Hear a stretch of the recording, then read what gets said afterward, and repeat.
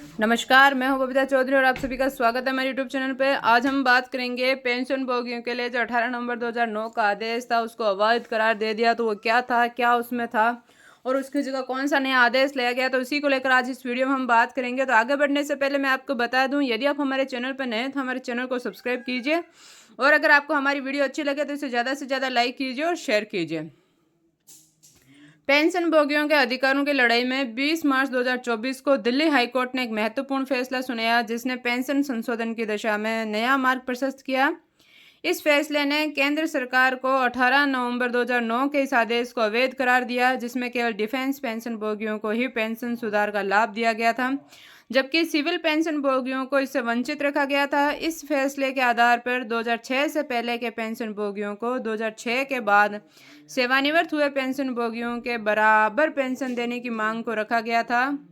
अब हम बात करें कि क्या था 18 नवंबर 2009 का सर्कुलर जिससे पेंशन भोगियों में असंतोष प्राप्त हो गया, जिससे कि वो इतने नाराज हो गए। तो सुप्रीम कोर्ट ने 9 सितंबर 2008 को एक ऐतिहासिक फैसला सुनाया था जिसमें कहा गया था कि एक ही रैंक से रिटायर्ड हुए सभी पेंशन भोगियों को समान पेंशन होनी चाहिए, चाहे वह डिफेंस हो या सिविल क्षेत्र में हो।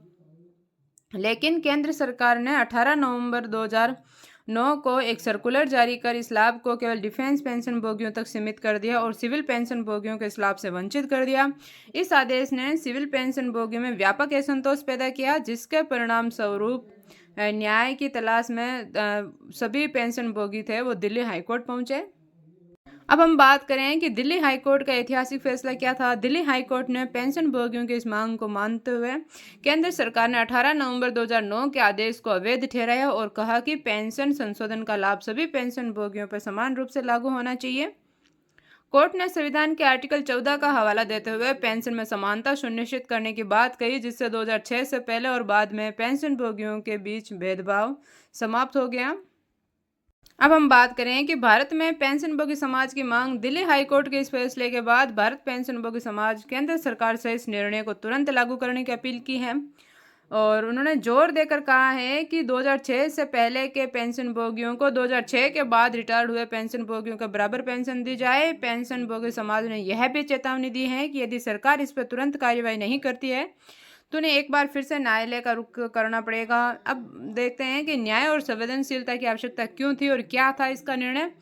तो भारत पेंशनभोगी समाज ने कहा कि यदि पेंशन संशोधन केवल न्याय का मामला नहीं है बल्कि उन्हें समर्पित पेंशन भोगियों के प्रति कानूनी दायित्वों की पूर्ति भी है जिन्होंने राष्ट्र की सेवा की है। उन्होंने केंद्र सरकार से इस मामले पर शीघ्रता से ध्यान देने और उचित कार्रवाई करने की अपील की है ताकि पेंशन भोगियों को उनका हक मिल सके और वे सम्मानपूर्वक अपना जीवन व्यतीत कर सकें। दिल्ली हाईकोर्ट का यह फैसला पेंशन भोगियों के अधिकारों की रक्षा की दिशा में एक महत्वपूर्ण कदम है और अब देखना होगा कि केंद्र सरकार इस पर कितनी तेजी से अमल करती है और कितनी जल्दी उनके लिए जो है वो लागू करती हैं।